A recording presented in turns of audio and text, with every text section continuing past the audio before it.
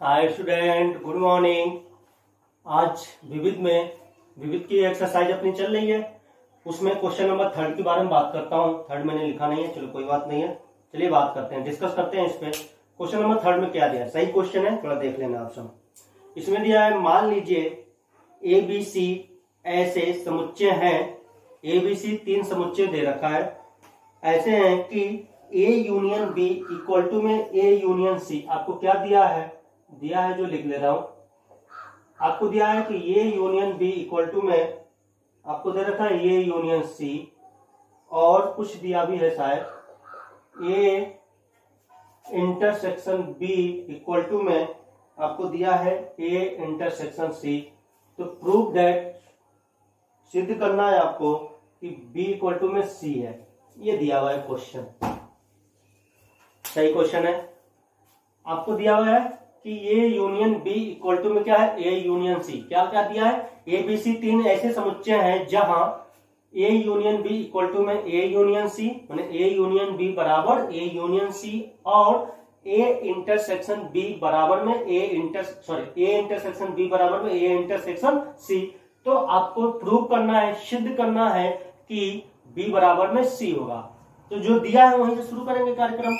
तो आपको ये दे रखा है, क्या दिया है, तो बात करूंगा कि ए यूनियन बी बराबर में आपको ए यूनियन सी दिया हुआ है। इतना दे रखा है, दिया है। अब बात करते हैं, थोड़ा सा काम करते हैं। अब देखो, कोई भी दो समुच्चय बराबर है भाई, एक समुच्चय ये निकल के आएगा, एक समुच्चय ये निकल के आएगा। बात समझ में आ गई।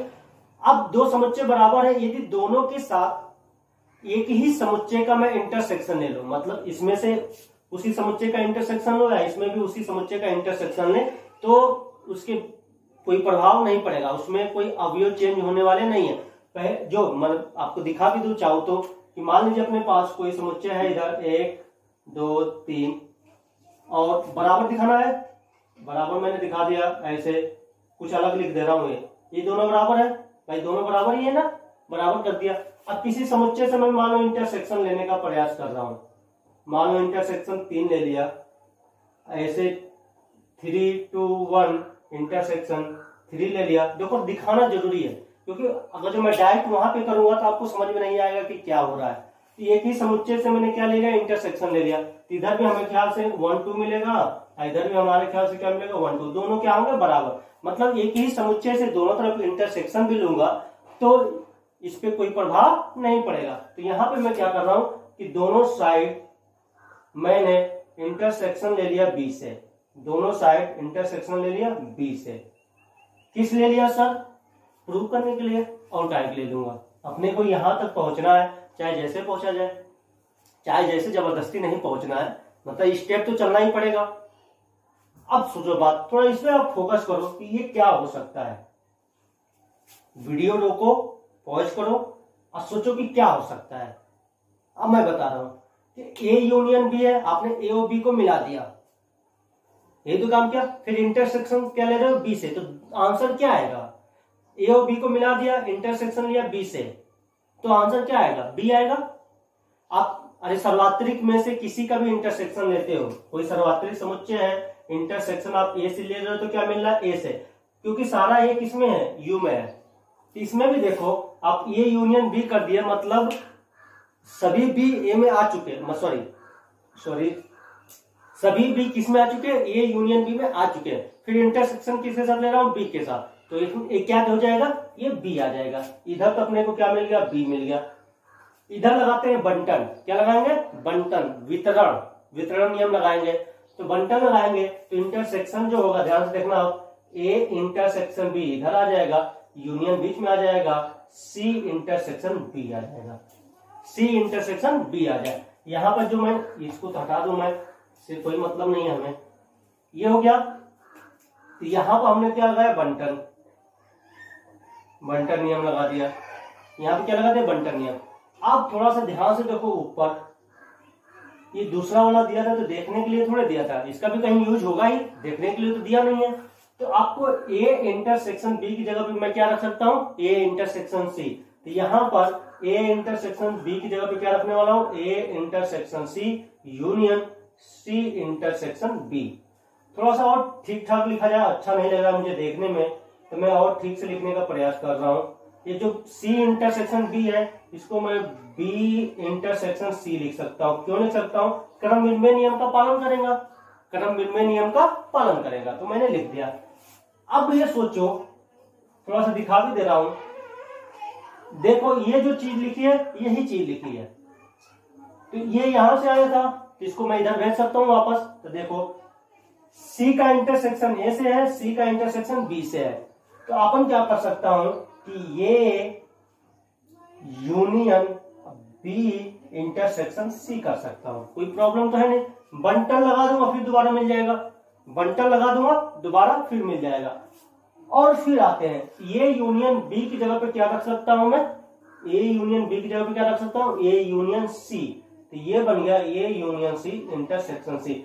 इस पे ध्यान से देखो, ये क्या होगा, ए और सी को मिला दिया आपने, ए और सी को मिला दिया, मिलाने के बाद फिर सी के साथ क्या ले जाओ, इंटरसेक्शन, सी के साथ क्या ले जाओ, इंटरसेक्शन, तो क्या मिलेगा, यही कांड, ये जो कांड आपने यहाँ पे किया था A union B intersection B, इस कांड करने के बाद क्या मिलेगा बी, और वही कांड यहाँ पे कर रहे हो, सेम कांड कर रहे हो, तो क्या करोगे A union C intersection C, तो क्या मिलेगा सी मिलेगा।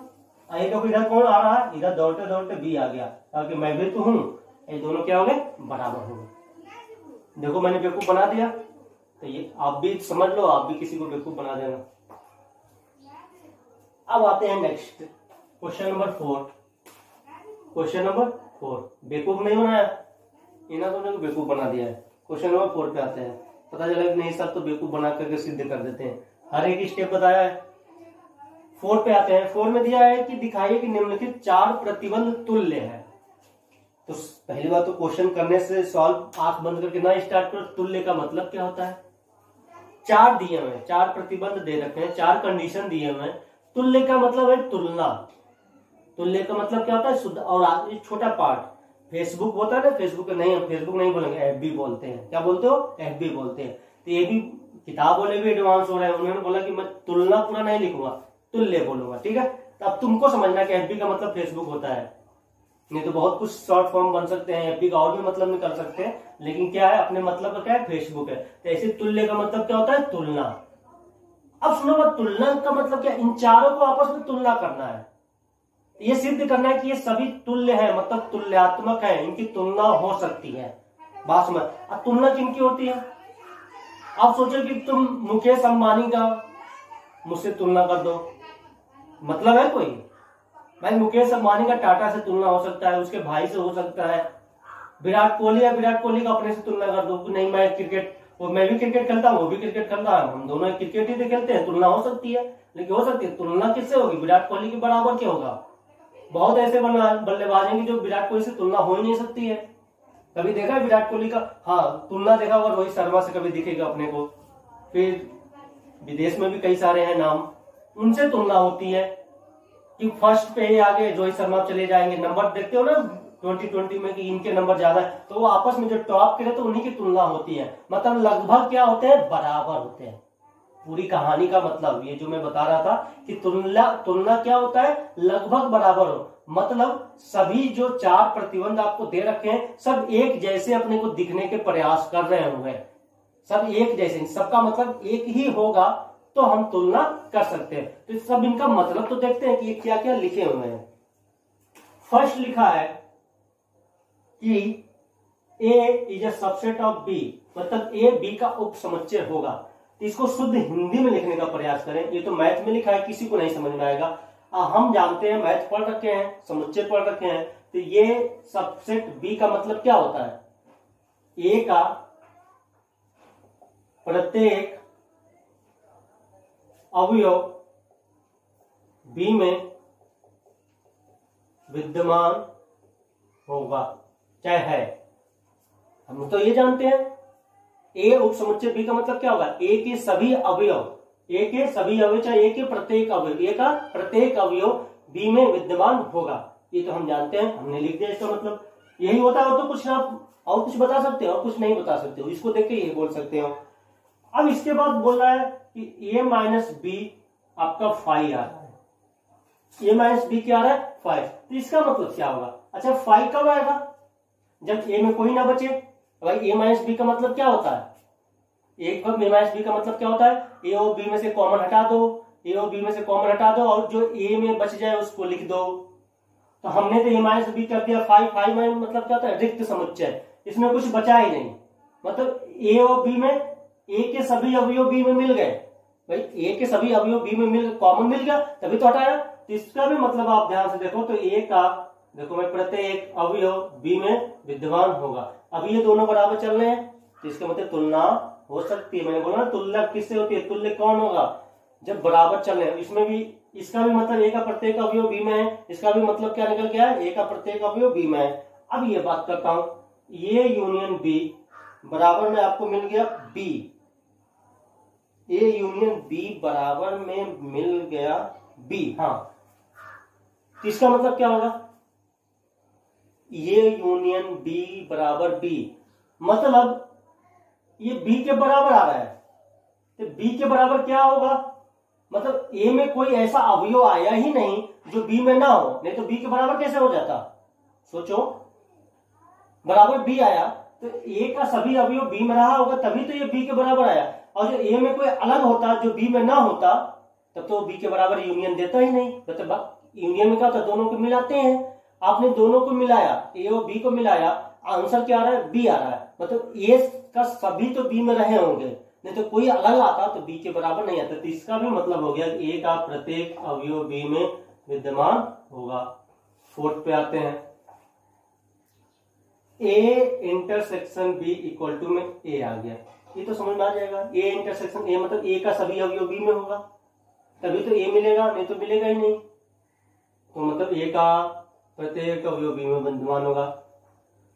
अब क्या हो गया, उपर्युक्त से चारों प्रतिबंध तुल्य है। उपर्युक्त से चारों प्रतिबंध तुल्य है। चारों का मतलब एक ही आ रहा है तो तुलना हो सकती है, तुलना हो सकती है। सब एक जैसे होते हैं तभी तुलना होती है। समझ गए बात को, ये है कहानी।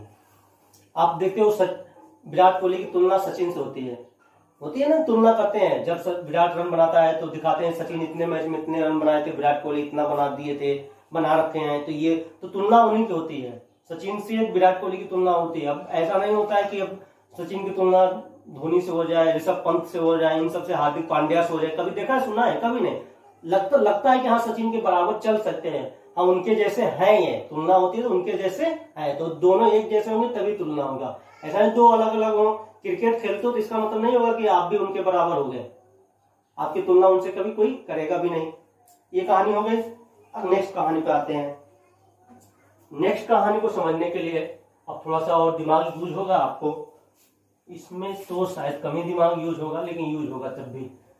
अपने पास अब दे रखा है कि देखो समुच्चय, इसीलिए सब स्टार्ट में पढ़ाते भी नहीं है, समझ लो। कौन दिमाग लगवाए स्टार्टिंग में बच्चों से, बच्चों में तो लॉलीपॉप चाहिए स्टार्टिंग में।